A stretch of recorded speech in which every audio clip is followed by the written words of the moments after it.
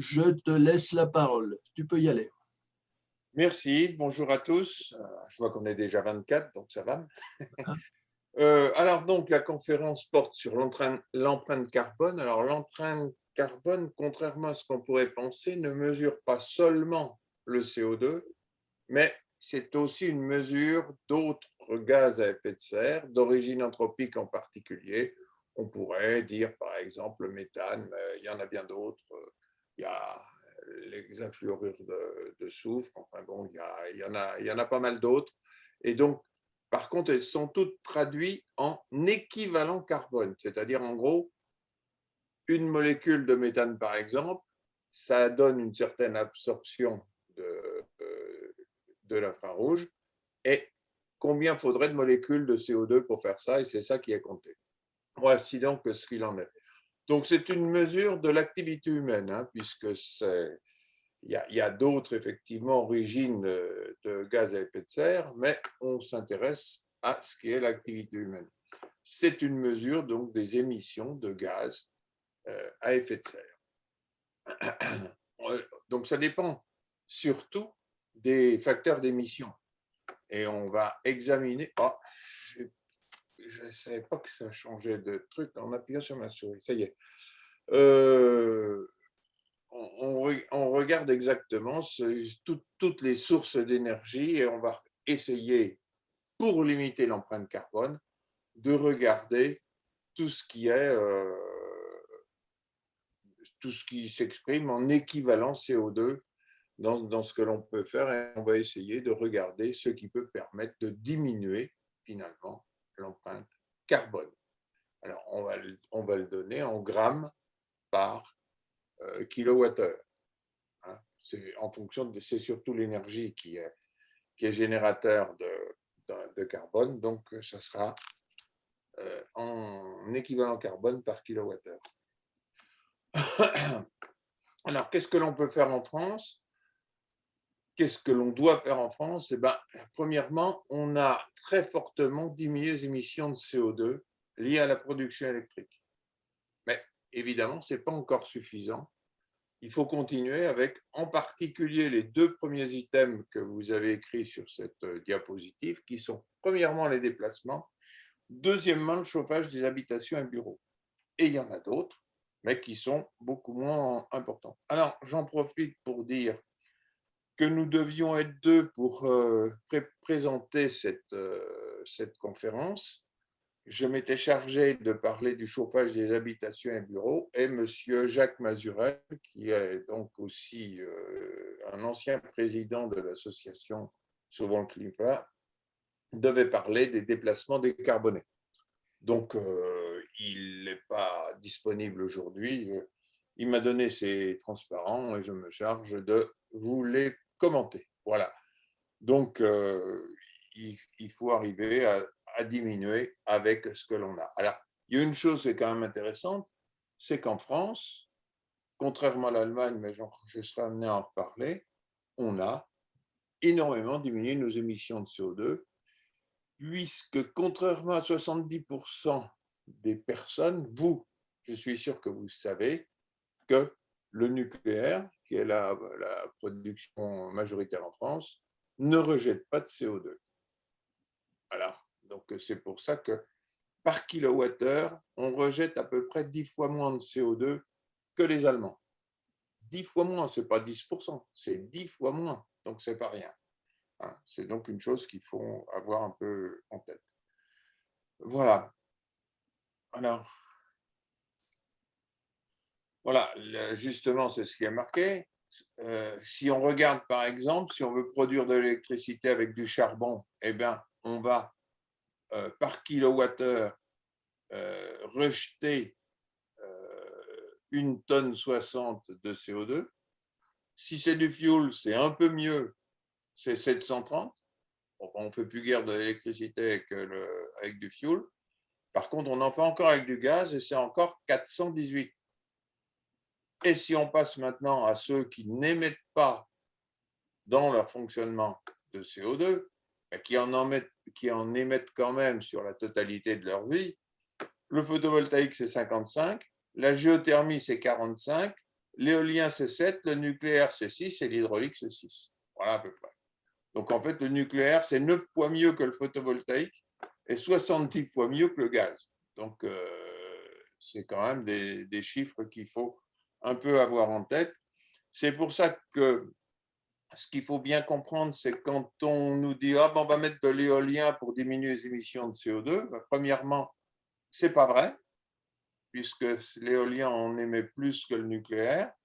Et puis, comme l'éolien va se mettre à remplacer le nucléaire, puisque c'est lui qui va être prioritaire sur le réseau, eh bien, on va remplacer quelque chose qui n'en émet pas par quelque chose qui n'en émettait pas non plus. Donc, c'est sans intérêt, sauf ça coûte de l'argent et ça va être les consommateurs d'électricité qui vont payer. Voilà donc un peu ce qu'il en est. On peut regarder également cette production d'électricité. Alors, où est la France? Elle est là. On voit très bien que pour l'électricité qui est en bleu, on est parmi les pays qui en émettent le moins possible. On en émet à peu près autant que l'Afrique, mais l'Afrique, c'est parce qu'ils n'en consomment pas, contrairement à nous quand même. Donc, il faut bien avoir ça en tête. Par contre, si on regarde l'Allemagne, vous voyez, je disais 10 fois plus, c'est pas tout à fait 10 fois plus, 0,49 est là de l'ordre de 4, mais ça fait quand même 8 fois plus à peu près. Voilà l'ordre de grandeur. Par contre, les États-Unis, la Russie, la Chine, tout ça, ce sont des pays qui sont énormément émetteurs. La moyenne dans le monde, c'est ça. Donc là, vous avez 1,85 et nous 0,49. Donc on a déjà fait un gros effort sur la production électrique. Maintenant, il reste le reste, parce que vous voyez quand même que notre partie jaune, qui correspond donc au transport routier, est important. Et puis, le résidentiel et l'autre tertiaire, c'est une forme de résidentiel, c'est des bâtiments, c'est le chauffage des bâtiments. C'est encore aussi une chose assez importante, c'est plus que 1, c'est 1,2 presque. Donc, c'est une chose importante, c'est ce que l'on va regarder principalement. Voilà. Alors, j'avais fait des trucs comme ça. J'avais fait faire. Voilà, c'était simplement pour regarder un peu la partie électrique. C'est ce que je vous ai commenté. On peut examiner la même chose, mais exprimer cette fois-ci en pourcent et pas en absolu. Et on a la France qui est là, où on s'aperçoit effectivement que la production d'électricité, ce n'est pas beaucoup par rapport aux autres pays, même l'Europe des 27, hein, 12, 33, c'est en pourcentage, ça, d'émissions de CO2. Et on a sinon, alors, qu'est-ce qui reste? L'industrie. On pourrait dire, bon, on va essayer de diminuer l'industrie, mais ça voudrait dire que c'est de la décroissance, parce que si on n'a plus d'industrie, on ne fera plus rien du tout, donc je ne suis pas sûr que ça soit une bonne idée. On a aussi maintenant le résidentiel et le tertiaire qui font de l'ordre de 25% et le transport qui fait 40%. Donc c'est ces deux parties-là sur lesquelles je vais m'appuyer pour vous présenter aujourd'hui la diminution des émissions de CO2. C'est les deux plus importantes. Voilà. Alors, il existe un logiciel que vous pouvez télécharger qui s'appelle, comment il s'appelle déjà? Energy Map, voilà, electricitymap.org. Et là, vous avez en instantané la façon dont est produite l'électricité dans chacun des pays. Par exemple, là, en Allemagne, là, on avait 498 grammes de CO2 par kilowattheure. Et donc, pourquoi? Parce que le charbon en Allemagne en fournit plus que de la moitié à peu près. Et d'autre part, il va aller chercher du gaz russe pour en faire le complément. On dit qu'il fait beaucoup d'éolien et de photovoltaïque, mais vous voyez, en pourcentage, ce n'est pas tout à fait la même chose. Et si on regarde, eh bien, il reste encore du nucléaire et ils vont fermer ce qui reste. Donc, dans très peu de temps, ça sera encore pire que ça. Le chiffre de 498 va passer à quelque chose de supérieur, sauf si peut-être ils diminuent le charbon et ils augmentent le gaz, puisque le gaz produit moins de CO2 que le charbon. Mais enfin, ça produit quand même 70 fois plus que le nucléaire. Alors, en plus, ils importent, enfin, à cet instant précis, hein, ils importent de France en particulier et essentiellement du nucléaire. Alors que quand on importe, nous, ça nous arrive de l'Allemagne, on importe des choses qui produisent du CO2 de l'Allemagne. Voici la France, on était à 498 et en France, on est à 92. Donc, ça fait déjà une belle différence. Donc, pour nous, le nucléaire, c'est très majoritaire, mais ça, chacun le sait. On a encore un petit peu de charbon qu'il faudra qu'on se dépêche de fermer, un peu de vent, un peu de solaire, mais encore pas mal d'hydroélectricité. On a la chance d'être un pays de montagne et donc de pouvoir... Et puis, on a de l'hydrostockage, c'est ce qu'on appelle les steppes, c'est-à-dire on stocke de l'électricité dans des systèmes où il y a un lac en haut, un lac en bas, et quand on a besoin d'électricité, on fait descendre l'eau du lac du haut dans celui du bas, et quand on a trop d'électricité, on fait remonter l'eau. Voilà. Donc ça, c'est le stockage. Puis il y a du stockage par batterie dont on parle beaucoup, mais on peut dire que c'est à peu près complètement négligeable. Et on a quand même une partie du gaz qui est non négligeable. Alors, d'autre part, alors je devais avoir des trucs, voilà. J'avais mis ça, j'ai oublié d'appuyer dessus. Et on a pas mal d'exports, hein, en particulier en Belgique, aussi en Allemagne, puisque l'Allemagne a importé, donc il faut bien que ça vienne de quelque part, ça vient de chez nous. Et en Angleterre, je me sens à peu près moitié-moitié. Voilà, donc c'est à peu près 5 fois plus faible qu'en Allemagne, avec pourtant des renouvelables aussi, mais eux, ils en ont plus que nous, mais ça ne fait pas l'affaire. Voilà. Alors, l'énergie, donc, moi, je vais me concentrer. J'ai 2 fichiers. Le premier, c'est donc celui que j'ai réalisé pour l'énergie décarbonée pour le chauffage des bâtiments. Hein, donc, comment est-ce qu'on peut décarboner le chauffage des bâtiments? Eh bien, j'ai écrit quelques petites phrases. Le chauffage solaire. On peut évidemment mettre des panneaux solaires, pas photovoltaïques, mais qui, par exemple, fournissent de l'eau chaude. Et on peut avoir de l'eau chaude, on va dire, gratuite. Enfin, il faut quand même l'installer. Mais, et là, on stocke finalement l'énergie sous forme d'eau chaude. Ça dure à peu près une journée, il ne faut pas attendre trop longtemps quand même. Et donc, on peut aussi chauffer sa maison comme ça. Mais bon. Et puis, on a après la pompe à chaleur. On verra ce que c'est. Sans doute, vous savez. Et on peut obtenir aussi de la chaleur à partir de la chaleur d'ailleurs l'hiver et de la fraîcheur l'été. C'est vrai aussi pour la pompe à chaleur à partir de puits canadiens ou des puits provençales. On l'appelle puits canadien quand il produit de la chaleur l'hiver et puits provençal quand il produit de la fraîcheur l'été. On comprend très bien pourquoi, je pense. Et évidemment, il ne faut pas oublier l'isolation. On se rendra compte que ce n'est pas simple du tout. Enfin, c'est surtout très cher, l'isolation. On a du mal à faire ce qu'il faut. Voilà donc le chauffage solaire tel que je vous l'ai présenté. C'est des chauds. Donc, on a un ballon d'eau chaude, on a des panneaux solaires dans lesquels il passe un fluide et un couplage avec un système d'eau chaude, un ballon par exemple, et on a comme ça son eau chaude ou éventuellement on fait passer ça dans des radiateurs. Et on chauffe ainsi sa maison. Mais évidemment, ça, il ne faut quand même pas croire que ça va fonctionner tout le temps parfaitement. Il faut sans doute rajouter, dans bien des cas, d'autres sources de chaleur que l'on peut utiliser facilement.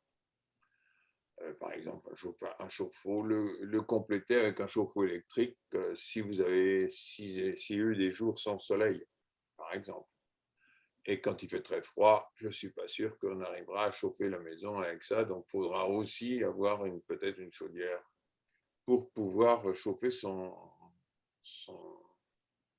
maison. Alors, il y a l'énergie géothermique de surface et profonde.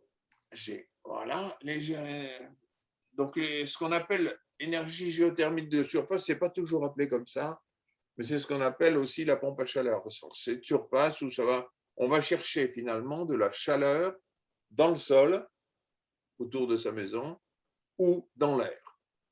J'aurai un petit schéma un peu plus tard qui va vous montrer ça. Et on peut aussi, c'est très utilisé en région parisienne, utiliser l'énergie géothermique de moyenne profondeur qui est utilisée sous forme de chaleur pour chauffer les habitations et les bureaux. Donc ça, c'est quelque chose qui existe, mais il faut être dans des régions où c'est propice, sinon ça ne fonctionne pas. Et puis, il y a aussi l'énergie géothermique de grande profondeur, où on va chercher ça très profond, avec une puissance, avec une température importante, et ça permet de produire de l'électricité. Alors, en Guadeloupe, vous avez peut-être vous connaissez ça. Il existe bouillante, qui doit faire, je ne sais pas, de tête, mais vous pouvez vérifier, ça doit être 25 mégawatts. Et ils veulent l'agrandir à 45, je crois, les ordres de grandeur sont là. Et on fait ça aussi dans la région en Alsace, mais il y a eu des soucis en particulier. Alors, voyons voir. En particulier parce qu'ils ont créé des mini-séismes autour de l'endroit où ils l'ont fait. Alors, je ne sais pas si ça marche encore. C'était à Soultz-sous-Forêt. Vous pouvez aller rechercher ça sur Internet si ça vous intéresse. Mais je ne suis pas sûr que ça fonctionne toujours. Enfin, et puis, ça coûte très, très cher. Voilà.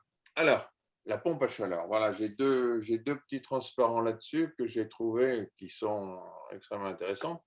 Donc, on va chercher la source d'énergie sous forme renouvelable. C'est soit dans l'air, soit dans l'eau, si on a de l'eau dans son sous-sol, soit carrément dans le sol, et il faut rajouter un peu d'énergie électrique. J'en dirai encore deux mots. Après, qu'est-ce qu'on a? Eh bien, on a un compresseur, et le compresseur prend le fluide qui est passé dans ces trois éléments-là, ou un de ces trois éléments-là, et il est chauffé par compression. Et ensuite de ça, vous l'emmenez dans votre maison, et vous avez ensuite une descente, et donc un décompresseur, si vous voulez, qui va retourner à cet endroit-là. Alors, l'énergie électrique par rapport à l'énergie renouvelable, c'est ce qu'on appelle le COP. C'est en gros entre 2 et 6. C'est-à-dire, si vous mettez 1 kWh dans votre pompe à chaleur, la chaleur qui en résultera sera de 2 ou de 6 kWh.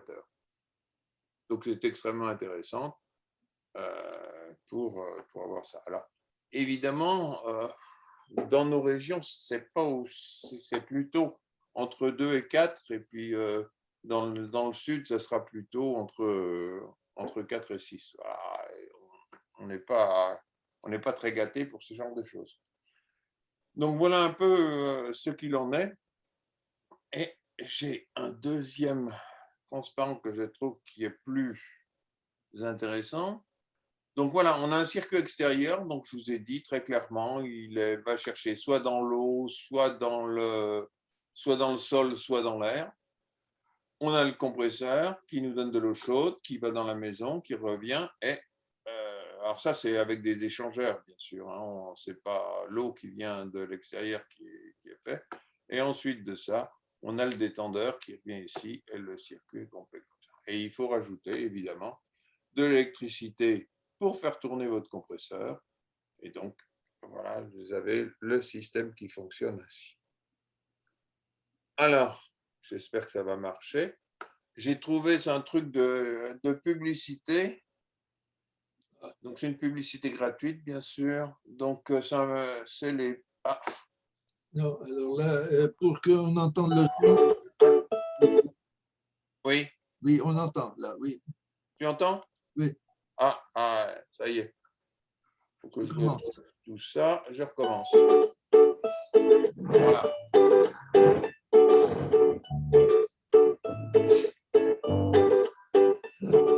Connaissez-vous le puits canadien, appelé aussi puits provençal? Si le terrain autour de la construction le permet, n'hésitez pas à proposer à vos clients ce dispositif qui leur permettra d'avoir une maison agréablement réchauffée l'hiver et rafraîchie l'été. Voyons cela ensemble. Utilisé seul ou couplé avec un système de ventilation centralisé simple ou double flux, le puits canadien est un système géothermique qui permet de tempérer l'air neuf insufflé dans la construction. Il diminue aussi bien les besoins de chauffage que de refroidissement.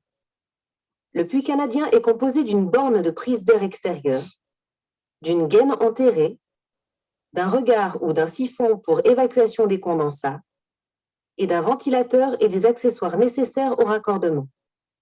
La température de la Terre en profondeur varie très peu tout au long de l'année et se situe aux alentours de 12 degrés en fonction des régions.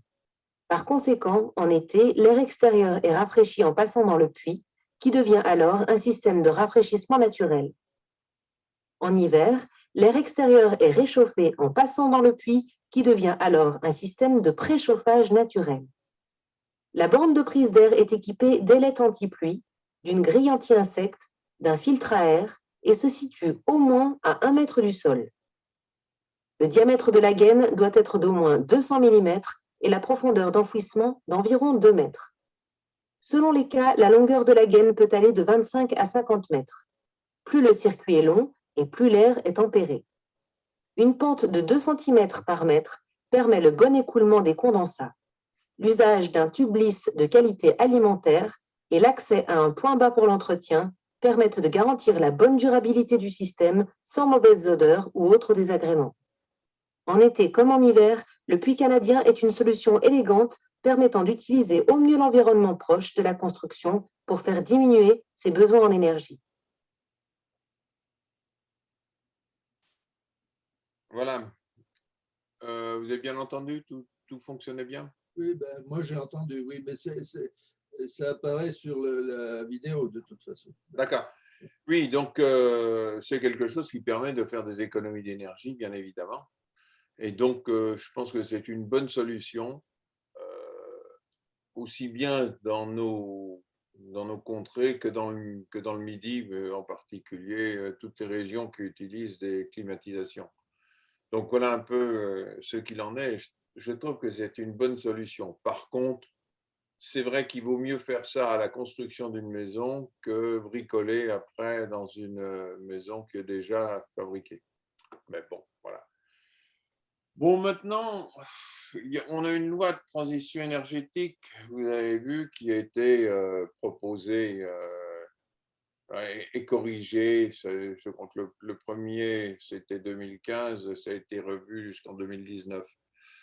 Donc voilà, l'idée, c'était supprimer les passoires énergétiques. Et alors, premièrement, il y a les constructions neuves. Les constructions neuves, il faut évidemment les faire directement, correctement, sans qu'il y ait enfin, il faut qu'elles soient isolées correctement dès le départ. C'est évidemment ce qui est le plus intéressant. Par contre, dans les logements, si vous avez déjà un logement qui a été fait dans les années 70, c'est-à-dire où on ne s'occupait pas d'isolation du tout, mais après, dans les années 80, on a eu déjà des résultats un peu meilleurs. On nous propose de faire 500 logements rénovés par an. Alors, l'idée, c'était de faire 250 000 logements pour les propriétaires, et puis surtout des trucs sociaux, 250 000 logements aussi occupés par des ménages modestes. Bon, là aussi, il y a aussi cette notion de ménage modeste. Et dans les 250 000, 150 000 passoires thermiques, c'est-à-dire ceux qui ont été construits dans les années 70, et 100 000 dans les autres sociaux, et dans les logements sociaux également. Alors, voilà un peu ce qui était prévu, et voici à peu près ce qui a été fait. Alors bon, enfin, ce que l'on peut prévoir de faire, puisqu'on va jusqu'en 2025. Mais vous voyez que ce n'est pas la même chose parce que ça coûte absolument des prix absolument fabuleux. Et les gouvernements successifs n'ont pas réussi à résoudre ce problème sur la rénovation énergétique. S'il faut 8 000 € par personne, vous voyez, c'est tout de suite quand même des sommes importantes. Et puis, vous allez économiser ça sur des années et des années. Ce n'est pas du tout garanti que vous arriviez à un résultat clair. Il vous faudra peut-être une vingtaine d'années pour récupérer vos 8 000 €. Alors, voilà ce que l'on a. Donc, les 500 000 dont je vous ai parlé. Le tendanciel, c'est plutôt 288 000. Hein. Ça, c'est pour les passoires énergétiques. Et là, on en a fait à peu près 20 000 au lieu de 130 000. Bon, voilà. Élimination des passoires énergétiques. On nous parle de 7,4 millions et on en a fait 500 000. Et on en fait environ 54 000 par an. C'est très, très cher de faire des… Alors, les bâtiments, un bâtiment, une maison, c'est une petite centaine d'années. Hein. Ils sont refaits tous les 100 ans à peu près.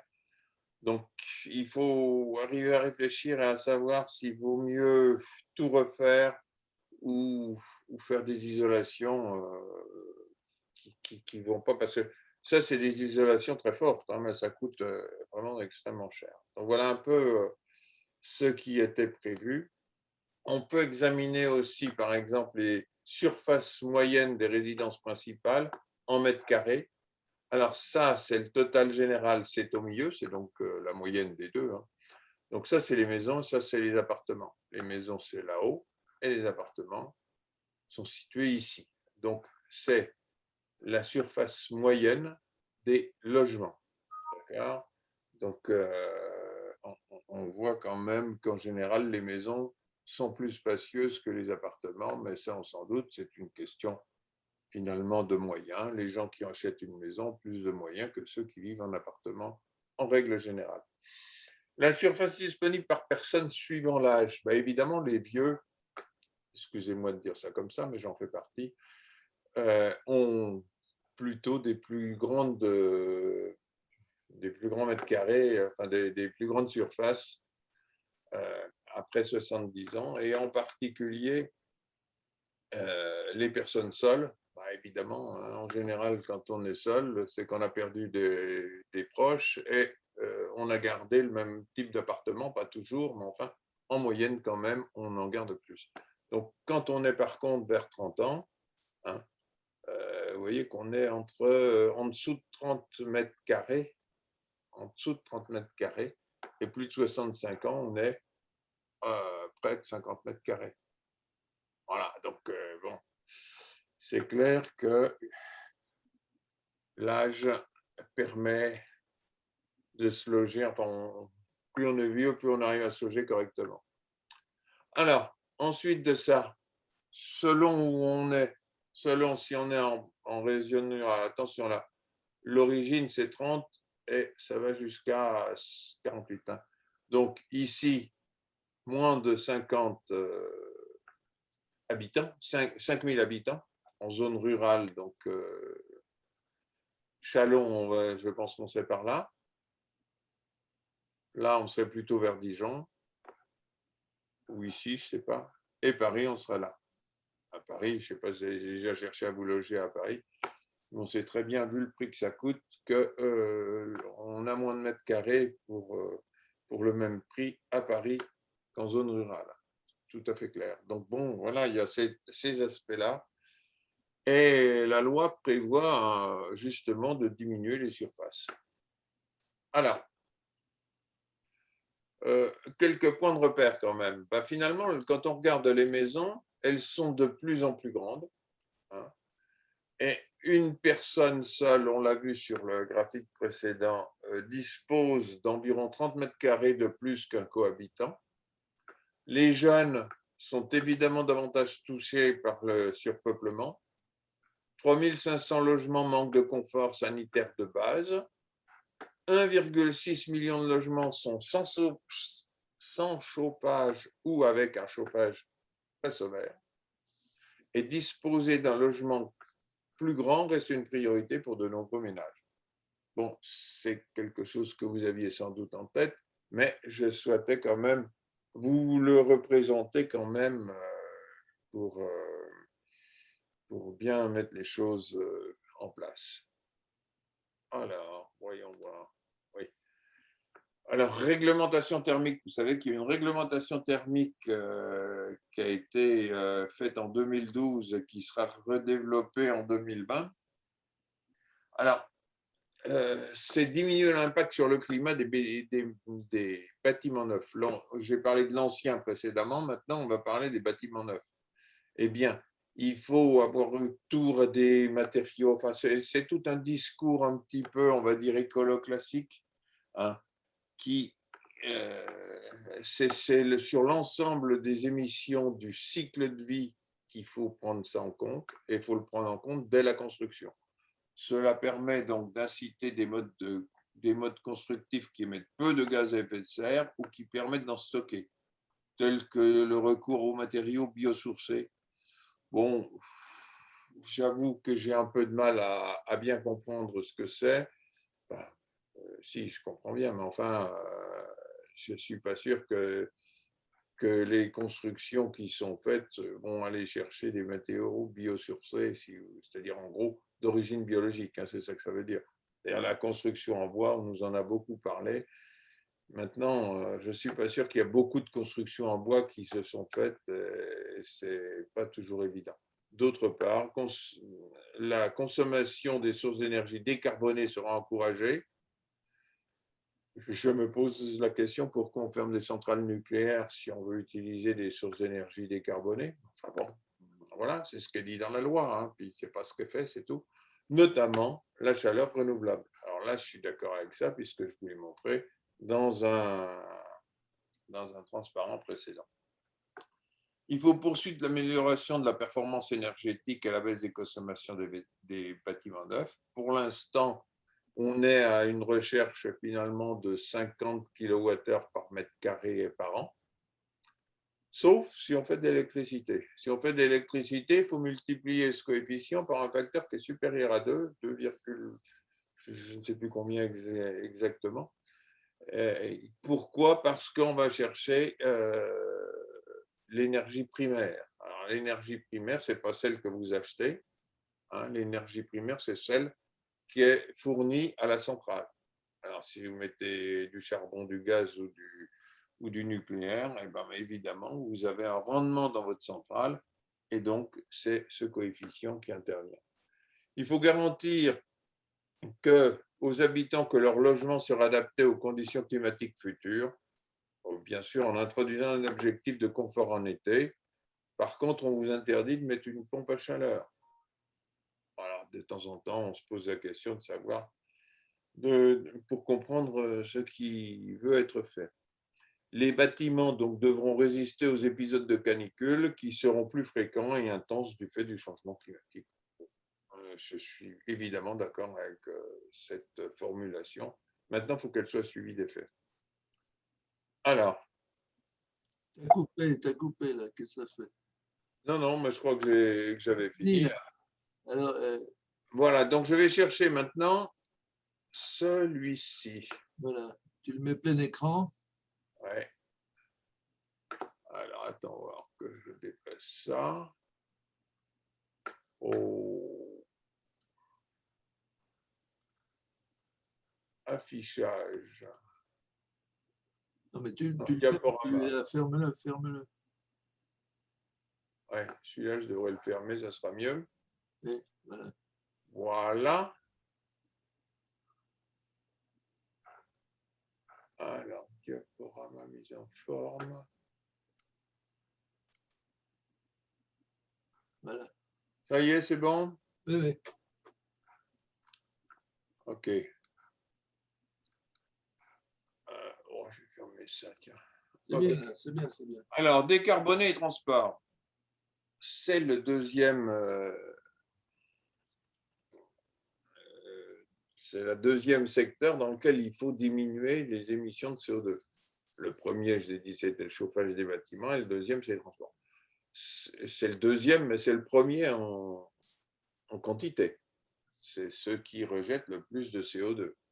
Alors, on va essayer de voir ceux qui émettent du CO2 d'une part, et ce qui est capable où on est capable d'en diminuer et comment.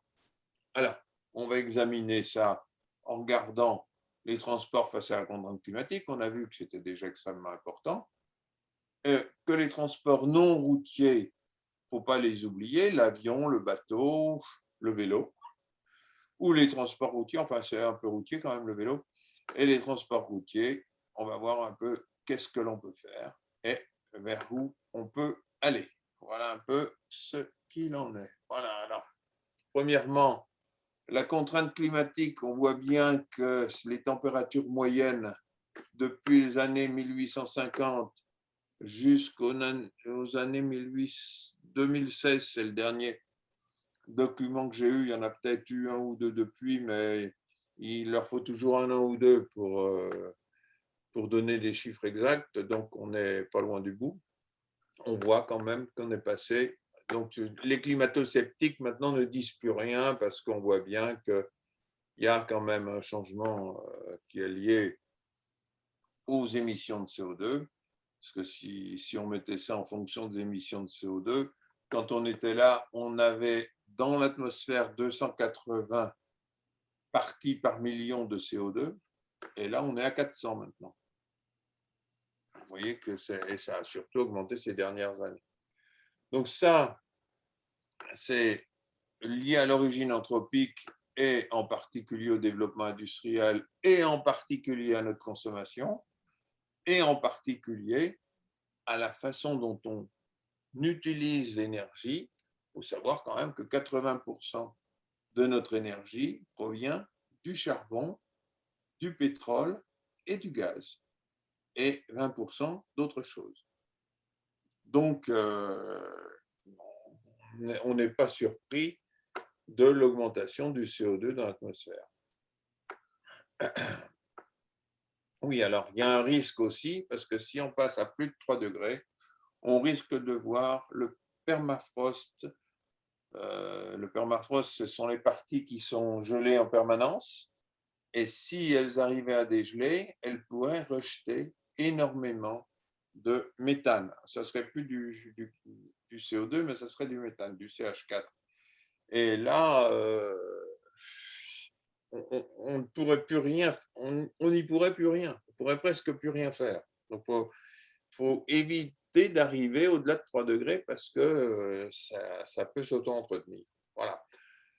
Alors, une petite chose ici, combien de temps nous reste-t-il? Alors, voilà, un graphique montre par exemple qu'avec une probabilité de 66%, nous ne disposons que de 20 ans pour contenir le réchauffement sous la barre des 2 degrés. La barre des 2 degrés, c'est celle-ci. 66%, c'est ça. 20 ans. Ceci étant, si on avait voulu le maintenir dans 1,5 degré, on n'avait que 6 années. Donc, on était tranquille, on n'y arriverait pas. 20 ans, à mon avis, on y arrive. Pardon, c'est là. 20 ans, on n'y arrivera pas non plus parce que pour l'instant, on continue à augmenter nos émissions de CO2. Et si on veut se maintenir en dessous des 3 degrés, c'est donc ici 55 ans.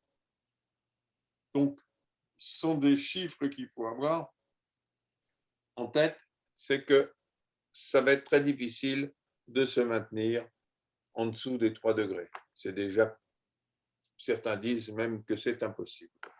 On regarde ici la partie qui est gelée dans les pôles et celle qui était gelée dans la période glaciaire. Période glaciaire, je vous signale quand même qu'une bonne partie de notre pays était sous les glaces en permanence. Maintenant, on en est là. D'accord?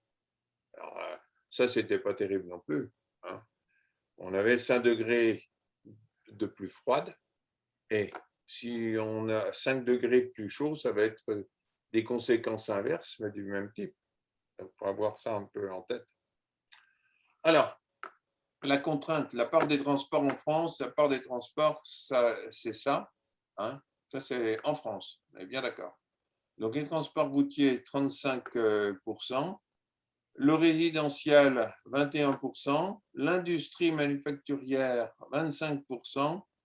Et l'industrie de l'énergie, on en est à 15% seulement. Voilà, enfin, seulement, pas seulement, mais enfin, c'est moins. Donc, on va s'intéresser à cette partie qui est le gros morceau, finalement, de la chose. Alors, il n'y a pas que le carbone, hein, comme je l'ai montré, il y a aussi le méthane, le protoxyde d'azote et certains gaz fluorés. Dans les gaz fluorés, c'est surtout des gaz industriels, comme le SF6, par exemple, qui est utilisé dans les transformateurs. Le protoxyde d'azote, c'est surtout au niveau agricole. Le méthane, c'est aussi dans le milieu agricole, et ça, c'est évidemment l'essentiel, c'est l'énergie. Voilà. Alors, les transports non routiers, qu'est-ce qu'on a? On a l'essentiel. Pour l'instant, on va s'intéresser au transport aérien. Alors, on a des petits véhicules électriques comme ça, mais bon, c'est clair que on va pas traverser l'Atlantique avec des petits bidules comme ça. Quand on regarde ce qui avait été fait avec l'avion solaire, j'ai perdu son nom. Picard. Picard, voilà, c'est ça, Picard, merci. Faut savoir quand même qu'il y avait 2 Boeing qui tournaient autour et qui alimentaient, qui faisaient fonctionner l'engin en permanence à chaque arrêt. Donc bon, on n'est pas prêt d'emmener des passagers en grande quantité dans un engin pareil. Donc c'est un truc auquel je ne crois pas du tout. Ça, bon, pour faire joujou, c'est pareil aussi. Et donc, pour l'instant, la consommation dans ce cadre-là, c'est de l'ordre de 5 litres pour 100 km. C'est à peu près autant qu'une voiture si vous êtes seul. Hein, pour avoir ça peut-être en tête aussi. Donc, bon, et on n'a pas grand-chose d'autre que du kérosène pour faire voler des avions. Donc, il faudrait peut-être le remplacer par du biokérosène et peut-être faudrait le réserver à l'aviation. Parce que pour les voitures, on a des possibilités de mettre d'autres systèmes. Bon, ça, c'est les petits aéronefs sur les petits parcours, c'est ça. Et l'hydrogène dont on parle beaucoup, moi, je m'en méfie énormément, mais enfin, c'est quelque chose qui est en ce moment qui est très à la mode. Je pense qu'il faut attendre et voir. Il n'y a pas de, c'est pas garanti quand même. Alors par contre, effectivement, la traction électrique sur les aéroports pourrait très bien se faire par une traction et on pourrait tirer les avions plutôt que de les faire tirer par des véhicules à explosion. On pourrait mettre des véhicules électriques, ce qui serait pas idiot du tout. Alors maintenant, on a les transports maritimes. Alors, il y a 2 types. Hein. Il y en a qui souhaitent avoir tirés par des genres de parachutes, là, de trucs comme ça. Mais bon, j'ai un peu quelques doutes. Ça peut peut-être être utile. Bon, je ne veux pas rejeter en permanence, mais enfin bon, faut quand même plutôt que le vent aille dans le bon sens, quoi. Donc, ce n'est pas forcément là où vous avez envie d'aller que le vent souffle. Donc, par contre, on a aussi le nucléaire. Ça fonctionne quand même dans les sous-marins nucléaires, dans les porte-avions nucléaires, etc. Et donc, on pourrait très bien développer ça pour les avions, pour les bateaux. Et ça pourrait permettre de diviser les quantités de CO2 rejetées pour les différents transports. Là, on a un brise-glace, mais on pourrait le faire pour d'autres bateaux du type de celui-ci, par exemple, des bateaux de tourisme ou des bateaux de transport de marchandises. Donc, les progrès possibles, oui, une chose que je n'ai pas dit, c'est le gaz aussi. On pourrait remplacer le mazout qui, en général, le propulseur dans des bateaux comme ça, par du nucléaire ou par une voile. Bon. Voilà. Après, les transports non routiers, on a le ferroviaire. Alors, le ferroviaire, on a déjà pas mal changé. Hein, Excusez-moi un instant, je coupe mon téléphone. Voilà. On est passé du charbon au pétrole et maintenant à l'électricité. Et puis ça, c'est peut-être même un TGV, j'en sais rien, on dirait. Donc, voilà. Mais ce qu'il faut bien avoir en tête, c'est que le transport est décarboné si la source d'électricité, dans ce cas-là, l'est. Si elle ne l'est pas, il n'est pas décarboné. Aux États-Unis, c'est essentiellement du diesel et du transport de fret, parce que là, les distances sont telles que c'est l'aviation qui reprend le repas. C'est d'ailleurs vrai en Russie également. En France, c'est essentiellement l'électricité et le transport de passagers. L'électrification des lignes à faible trafic n'est pas rentable, donc elle est remplacée par des bus. Elle pourrait être remplacée par des bus électriques. Pour les petites lignes, des trains batteries comme Bombardier l'a proposé ou des trains hydrogène proposés par Alstom. Alors, je ne sais pas où ça en est ça, mais enfin, ça, c'est des projets. D'accord? On va regarder. Les transports routiers, on y arrive. Les transports routiers, il faut regarder quelles sont les alternatives au pétrole, finalement, si on veut décarboner le déplacement. Les transports routiers représentent environ 35% des émissions de CO2 françaises et 90% des émissions du secteur des transports. Les différents modes de propulsion, on a connu les muscles, la traction animale, l'air comprimé, les biocarburants, l'électricité et hydrogène. Voilà ce que l'on a comme possibilité de mode de production décarboné.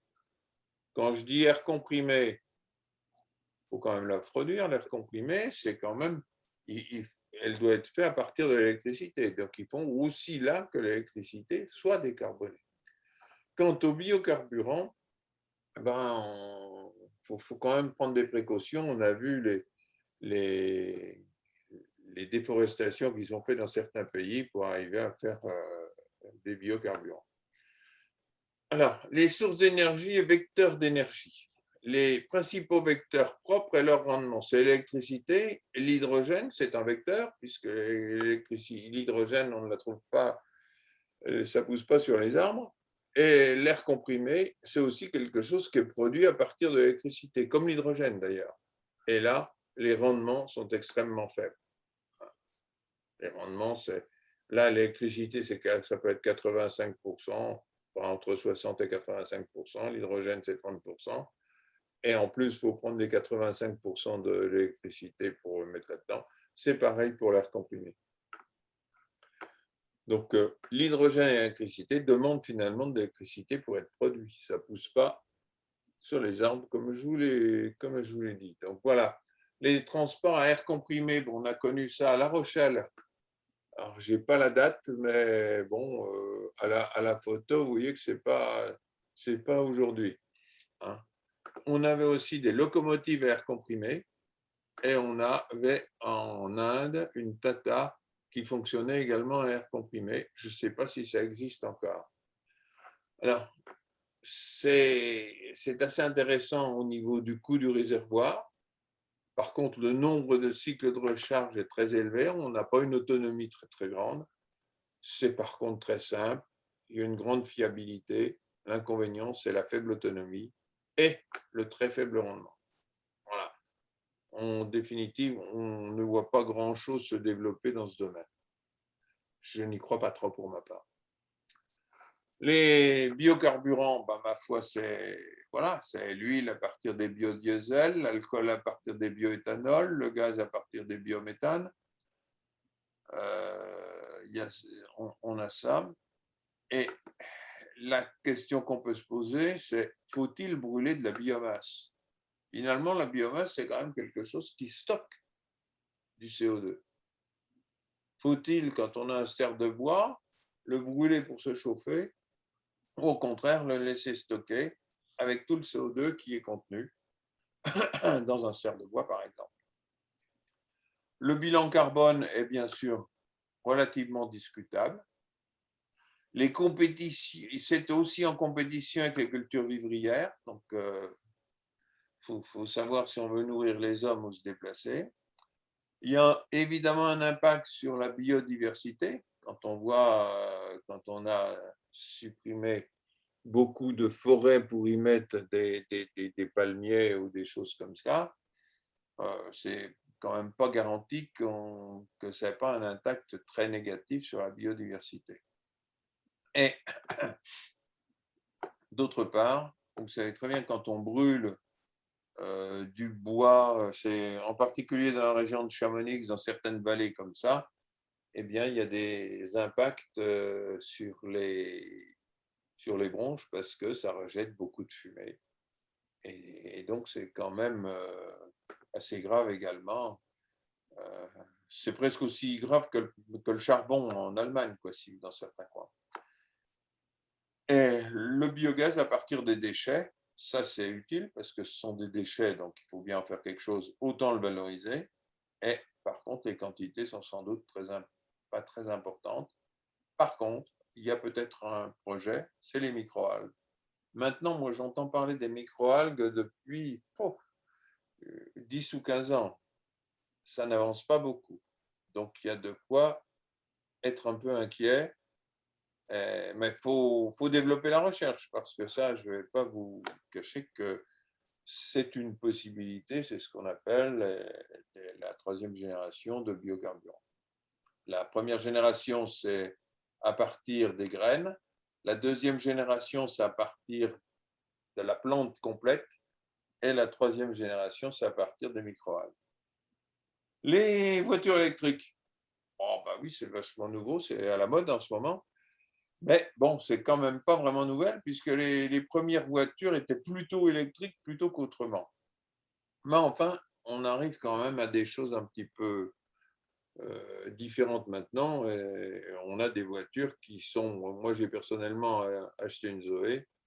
C'est une vraie voiture, quoi. Contrairement à ce qu'on voit sur ces images-là. Alors, c'est un excellent rendement. Hein. C'est plus de 3 fois celui d'un moteur thermique. Ça se recharge au freinage, c'est quand même pas mal aussi. Il y a une absence de pollution locale selon l'origine de l'électricité. Il y a aussi une absence de pollution. Évidemment, si votre électricité est faite au charbon, je l'ai déjà dit, mais je le répète parce que c'est une chose qu'il faut vraiment avoir en tête, eh bien dans ce cas-là, il n'y a plus aucun gain de pollution. Simplicité mécanique, c'est d'une souplesse absolument fabuleuse. On peut penser qu'une voiture électrique, ça peut faire 1 million de kilomètres, pas la batterie, au niveau mécanique. Hein. Parce que le mouvement mécanique, c'est un mouvement déjà de rotation. On n'a pas à transformer un mouvement de translation en mouvement de rotation dans ce cas-là, et donc c'est toujours extrêmement intéressant. Et ça peut contribuer à l'indépendance énergétique. Inconvénient, il y a la problématique des recharges. Bon, moi j'ai une voiture qui est vendue pour 400 km. Bon, si elle en fait 300, je suis bien content. Mais bon, ça permet quand même déjà, c'est quand même une voiture urbaine ou semi-urbaine. Hein. Faut pas penser que ça peut remplacer toutes les voitures. Bon, le coût des batteries est important, il ne faut pas le négliger. Le poids et la capacité des batteries, c'est aussi quelque chose d'important. Et il y a un impact environnemental sur, en particulier, la construction des batteries. On risque de manquer de cobalt dans le monde si toutes les voitures devenaient électriques. Il faut surtout faire attention. D'où provient l'électricité? Donc, une voiture électrique en Allemagne, une voiture électrique en France n'a pas le même impact. Alors, deuxièmement, donc, les sources d'électricité, j'en ai déjà parlé, je continue. Généralement, elles sont quand même plutôt charbon, gaz, pétrole. La grande majorité, c'est charbon, gaz, pétrole. C'est quand même 80% de notre consommation d'énergie.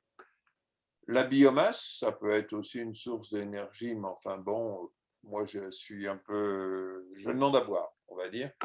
Les énergies renouvelables, bon, alors ça peut être une possibilité de recharger de recharger au moment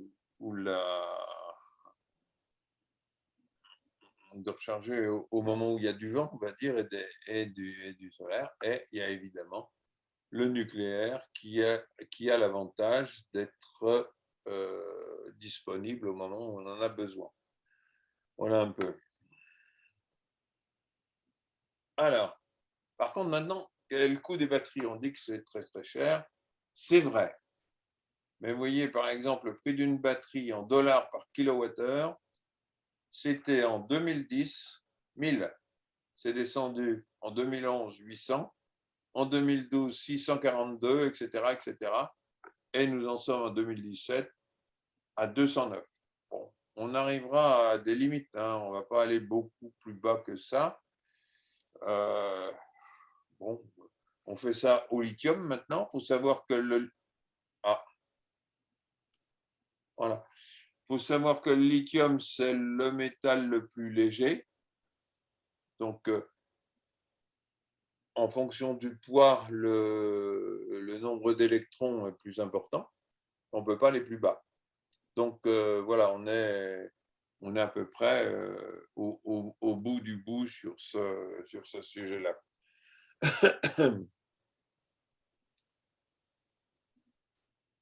Alors, voici par exemple, bah tiens, c'est pas ma voiture parce qu'elle n'a pas cette couleur-là, mais c'est ce qui permet ils disent 400 km.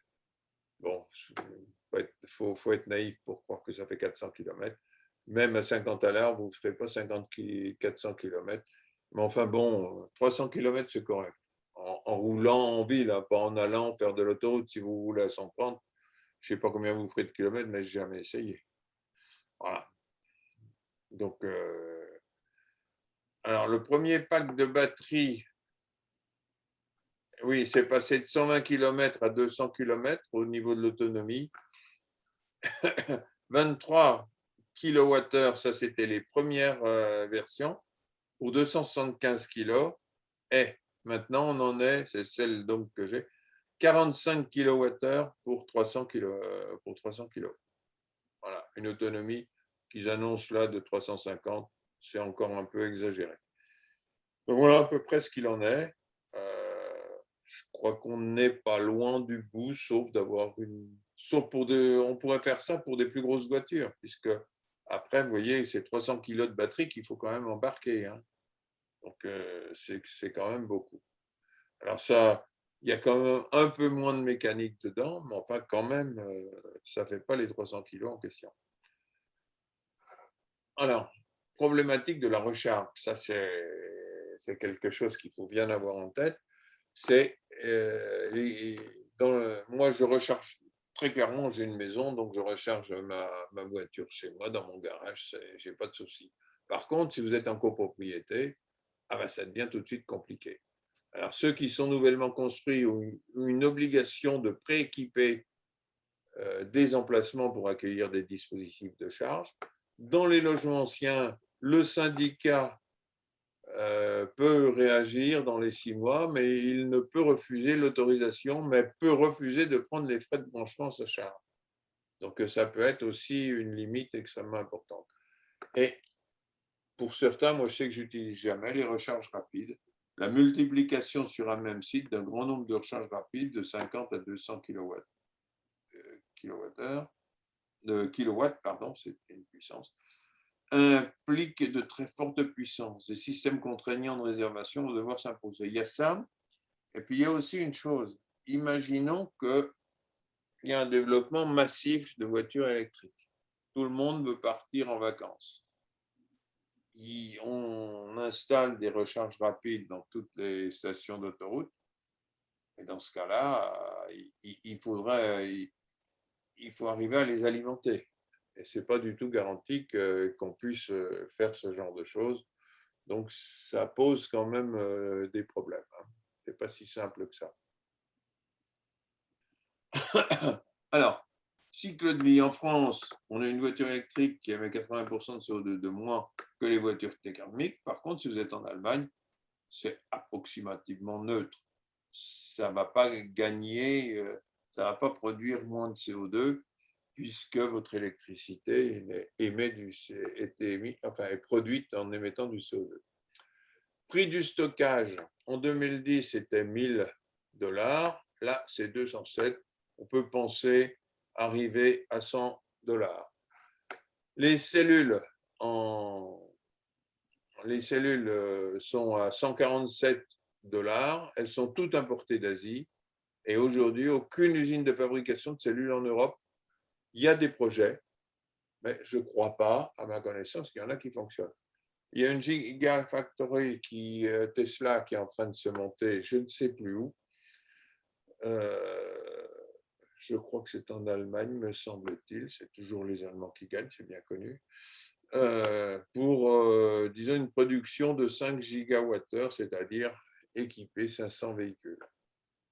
Pour les 10-15 prochaines années, pour amortir les gigafactories, on ne changera probablement pas beaucoup les matériaux utilisés.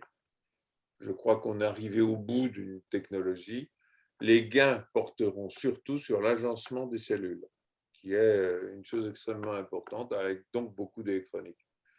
Pour une batterie de 50 kWh, c'est-à-dire l'équivalent d'une Zoé, un peu plus forte qu'une Zoé, il faut 18 kg de cobalt, 6 kg de lithium, 31 kg de nickel et du cuivre.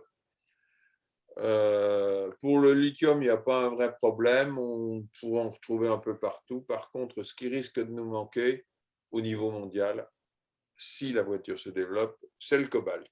Le cobalt risque d'être un frein.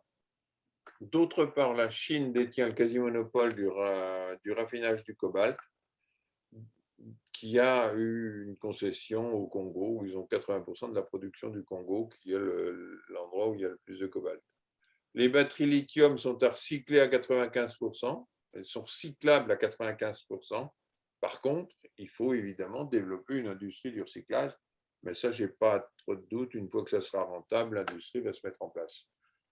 L'électrification de la moitié du parc français, c'est-à-dire 16 millions de véhicules sur 32 millions, permettrait de réduire environ 15% de la consommation d'énergie fossile et la facture pétrolière de 4,5 milliards d'euros sur une base à 50 $ le baril. Donc, 4,5 milliards d'euros, ça serait quand même le bienvenu de diminuer notre produit intérieur brut de cette valeur-là, notre déficit commercial de cette valeur-là. Les voitures hybrides, alors qu'est-ce qu'il y a? L'idée, c'est combiner électricité et essence. On peut distinguer les hybrides série, c'est-à-dire le moteur électrique assure seul la propulsion, c'est-à-dire on n'a que des batteries et il n'y a pas de moteur à explosion dedans. Les hybrides parallèles, en fait, les moteurs sont tous reliés au même arbre, c'est-à-dire c'est un moteur électrique et l'informatique joue un rôle déterminant puisqu'il y a un moteur à essence qui va faire tourner qui va envoyer de l'électricité au moteur électrique. Voilà. Les hybrides rechargeables, donc voilà, qui peuvent être série ou parallèles, mais ils sont rechargeables en électricité depuis une source externe.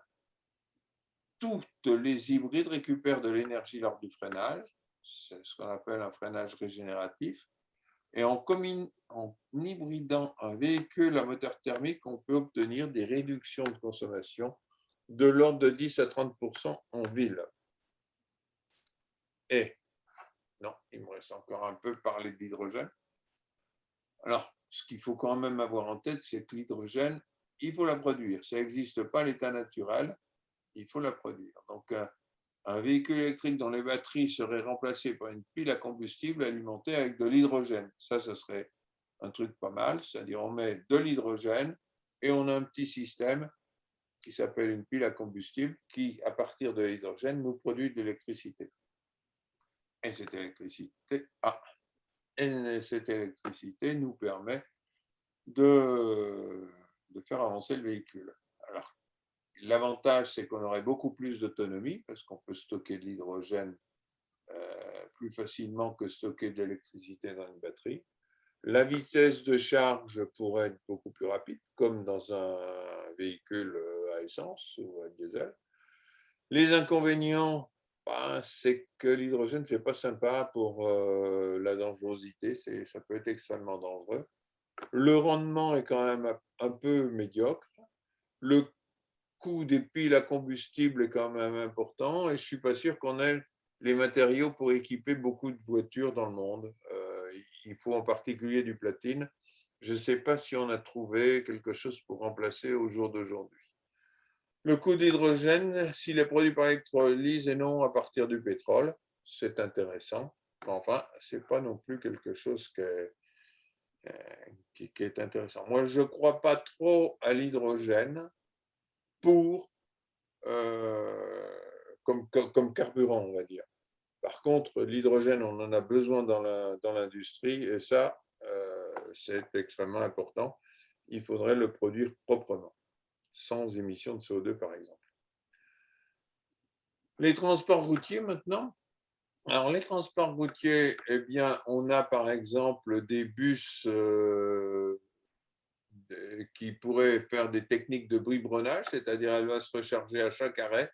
Hop, on recharge le bus qui permet d'aller à l'arrêt suivant. Donc ça, c'est une possibilité. Sur des longs trajets, ça c'est aussi quelque chose qui me plaît beaucoup. Sur des longs trajets, on pourrait mettre des autoroutes électriques avec des camions qui seraient des camions hybrides qui pourraient fonctionner à l'électricité. Puis quand il n'y a plus de caténaires là au-dessus, eh bien, ils descendent les caténaires et puis ils ont un moteur à explosion qui prend le relais. Donc ça serait extrêmement utile. Ça veut dire que les camions devront tous rouler sous la file de droite, ne plus se doubler. C'est un autre avantage que je trouve pas inintéressant quand on est sur l'autoroute. Ça permettrait d'ailleurs une réduction considérable des émissions de CO2. Voilà. Alors, aussi, excusez-moi, voici donc la conclusion. Pourquoi faut-il décarboner les transports? Premièrement, parce que c'est une nécessité, c'est ce qui émet le plus de CO2. Puis deuxièmement, et ça c'est autrement important, c'est parce qu'on peut le faire. On sait le faire dans bien des cas. Peut-être pas en totalité, peut-être pas en totalité, mais quand même. Alors, mais on a quand même quelques problèmes de ressources minérales, je vous les ai déjà dit, en particulier le cobalt. On n'est pas sûr qu'on pourra généraliser la production de voitures, mais on pourra peut-être quand même en faire une bonne partie, réaliser en moyenne au moins 50 km par jour, c'est-à-dire c'est toutes les voitures qui sont des urbaines ou des semi-urbaines devraient pouvoir fonctionner en électrique. Et peut-être 50 km par jour, c'est pas mal parce qu'on pourrait imaginer des hybrides qui auraient des batteries en quantité moins importante, qui permettraient de faire 50 km et tous les jours on la recharge, toutes les nuits. Donc la nuit en général, c'est quand on a de l'électricité pas chère, donc c'est quand même aussi intéressant. Et donc, ça, c'est une possibilité. Bon, d'autre part, il faudrait qu'on arrive à comprendre, on a pour l'instant des véhicules à tout faire. On a des véhicules qui nous permettent d'aller chercher notre pain à 300 mètres de chez nous et qui nous permettent d'aller à l'autre bout de la France. C'est peut-être la fin de ce système-là. J'en sais rien, on verra, mais c'est une possibilité. Et les hybrides rechargeables, dont les coûts vont fortement chuter, et dès lors que le marché deviendra mature, elles seront promis à un bel avenir. Voilà ce que je voulais vous proposer, et je crois qu'il n'y a plus rien derrière. Merci Gérard. Ce que je voudrais que tu fasses maintenant, c'est que tu dises quelques mots sur l'association Sauvons le climat Alors, Puis pendant ce attends, laisse-moi finir. Pendant ce temps-là, parce que là, je ne vois pas de questions, donc si quelqu'un veut intervenir, vous posez des questions, vous cliquez sur le petit bouton discussion en bas de l'écran et vous tapez votre question. Et je la répercuterai à notre ami Gérard. Donc, vas-y, parle-nous de Sauvons le climat. alors, Sauvons le climat, c'est une association Tu peux, coupe le partage, coupe le partage. Attends, où j'en suis? En Oui. haut, en haut, en haut. Ah, d'accord. En haut, tu me dis participants. Non, en haut, tu as un petit bouton rouge, arrêter le partage. Je le vois pas. En haut. Arrêtez de partager. Voilà, voilà, c'est ça. Très bien. Voilà. Alors, parle de. Voilà, donc, je te parle de Sauvons le climat. Voilà. Alors, Sauvons le climat, c'est une association qui a été au départ initiée par des scientifiques, essentiellement, d'ailleurs, il y avait un Dijonnais dans le coup qui s'appelait Pierre Bacher. Il y avait Hervé Niffenegger. Moi, j'ai adhéré, disons 6 mois après. C'est Pierre Bacher qui m'avait sollicité pour y participer. Et donc, j'ai tout de suite vu l'intérêt. Donc, c'est une association de scientifiques. Il y a 4-5 prix Nobel, beaucoup de membres de l'Institut, des ingénieurs, des profs d'université, voilà un petit peu ce qu'il en est. Et donc, on a essayé de réfléchir, et puis surtout des climatologues, oui, bien sûr, c'est ça qu'il ne faut surtout pas oublier. Et donc, on a des climatologues qui nous ont aidés à comprendre ce qu'il fallait faire. Donc, on a un site, on écrit énormément de documents sur ce qu'il faudrait faire pour éviter le changement climatique. Et donc, voilà un peu ce qui en est de cette association. Alors, je dis c'est des scientifiques, mais bien sûr, tout le monde peut adhérer. C'est pas interdit. C'est pas interdit. On ne pose pas de question pour savoir si vous êtes scientifique ou pas. Donc, vous pouvez adhérer évidemment à Sauvons le climat. Et vous pouvez aussi surtout aller sur notre site déjà et voir ce qui retourne, si ça vous branche ou pas. Alors, si tu me permets, Yves, j'ai une deuxième association avec laquelle je travaille également, qui s'appelle la défense du patrimoine nucléaire et du climat. Vous avez compris que je suis plutôt partisan du nucléaire. Je ne m'en cache pas. Et donc, j'ai, avec d'autres, été extrêmement choqué que l'on ferme Fessenheim, parce que c'est vraiment quelque chose qui est extrêmement grave, de fermer quelque chose qui est en fonctionnement correct. L'ASN, qui est totalement indépendante, n'a jamais dit qu'il fallait fermer Fessenheim. Au contraire, elle a dit qu'elle était en parfait état de marche. Donc, je suis tout à fait choqué. Et donc, j'ai adhéré, j'ai même participé à l'origine du fonctionnement de cette association qui s'appelle PNC. PNC, Patrimoine nucléaire et climat. Voilà un peu. Alors, c'est moins scientifique que l'autre association. C'est-à-dire, on a essayé d'embringuer pas mal de politique. Alors, c'est une association qui n'est pas politique, mais on a beaucoup de politiques de droite et de gauche. On va, pour ne rien vous cacher, du Parti communiste au Parti républicain, avec des socialistes, avec pas mal de gens, et en particulier beaucoup d'anciens ministres, Védrine, Chevènement. C'est présidé d'ailleurs par l'ancien président de l'Assemblée nationale, qui est donc Bernard Accoyer. Voilà un peu ce qu'il en est. Mais on a à peu près une vingtaine de députés ou de ministres ou d'anciens ministres. Voilà, faut-il que je m'étende encore un peu plus? Non, non, tu t'es bien étendu, c'est bien. Okay. Je vois toujours pas de questions dans la petite boîte, c'est un peu dommage ça. Donne le micro à tout le monde, comme ça.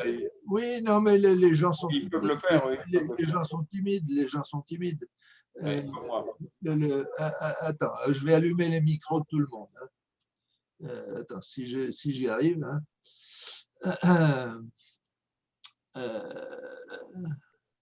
Donc, quand vos micros seront allumés, Oui, vous alors, levez la main ou voilà. alors là, je peux Et tous il les vous donnera couper, la mais parole. si vous voulez, le plus simple, c'est que les personnes qui veulent parler, merci parce que le micro va s'allumer automatiquement. Hein. Donc, posez votre question et puis allez-y. Voilà. On écoute. Bon, je vais poser une première question, comme ça permettra, parce que c'est toujours la deuxième question qui finit par arriver, si tu veux. Donc, je vais poser la première. Au niveau des associations, là, quel type d'action vous avez vis-à-vis des gouvernants du moment? Alors, qu'est-ce que vous faites, en clair?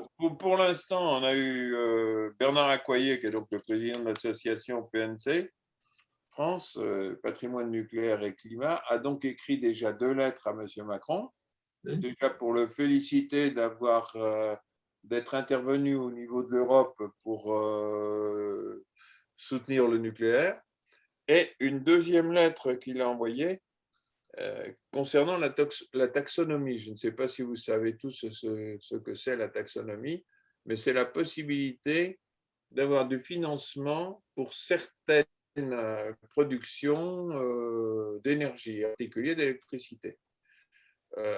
Donc pour l'instant, il semblerait qu'il voudrait donner de l'argent au gazier, mais le refuser au nucléaire. Alors que le gaz rejette des émissions de CO2 et le nucléaire n'en rejette pas. Donc il a envoyé une lettre que j'ai là sous les yeux, elle a dû partir ce matin, hein, donc c'est tout. Mais vous allez trouver ça sur notre site. Hein. Tout ça, vous allez retrouver sur notre site. Et voilà. Ça, alors, selon le climat, par contre, là, c'est des études scientifiques très fouillées. C'est pas le genre, c'est moins militant, on va dire. C'est plus scientifique que PNC. J'en suis le vice-président, mais bon, voilà.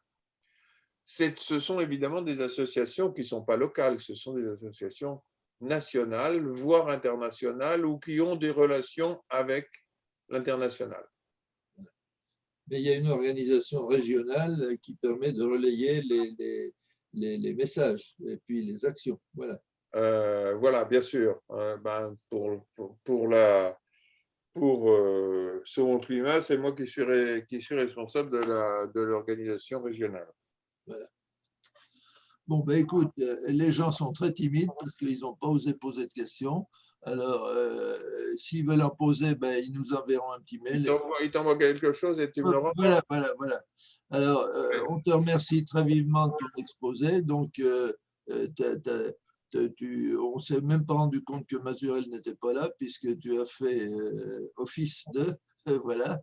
J'ai remplacé, oui. Voilà. Enfin, Merci c'est lui qui a préparé les documents. Pour ta participation et je ne doute pas qu'à un certain moment, on te demandera de revenir pour parler un petit peu de tous ces sujets qui vont rester, bien sûr, forcément d'actualité. Je rappelle juste pour nos adhérents UTB là, que tout à fait au début de la saison, c'est-à-dire au mois d'octobre, on a eu un exposé spécifiquement sur l'avenir de la voiture qui recoupait complètement ce que tu as pu dire sur le sujet par M. Serge Luneau, qui est un, je ne sais pas si tu le connais, c'est un prof de chimie alors, qui était à la retraite, qui était à Besançon, à la fac de Besançon. Et donc qui vient depuis plusieurs années aussi nous faire des choses plutôt orientées sur la chimie, mais aussi un peu sur l'écologie. Et donc, il nous a fait un exposé. Donc, il est enregistré sur notre site. Et donc, si vous voulez croiser les informations, vous pouvez réécouter la conférence de M. Luneau qui s'appelait, je crois, l'avenir de la voiture, sans parler du mot électrique, mais disons l'évolution du transport. C'était un peu le même thème. Voilà. Si tu me permets, Yves, je pourrais peut-être donner une autre information. Dans le cadre des Fêtes de la Science sur Dijon, avec Gilbert Pesquer que tu connais, Oui. nous allons organiser des conférences sur l'hydrogène Oui. dans le cadre des fêtes de la science. Donc, au mois d'octobre. Oui, je crois que c'est octobre ou début novembre, je ne sais plus. Bon, dans ces eaux, On a encore du temps. on aura les infos en son temps et on les transmettra, bien sûr. Super, merci. Bien, eh bien, merci à tous d'avoir participé et à Merci bientôt à vous. pour une nouvelle conférence. Voilà. Merci. Au revoir.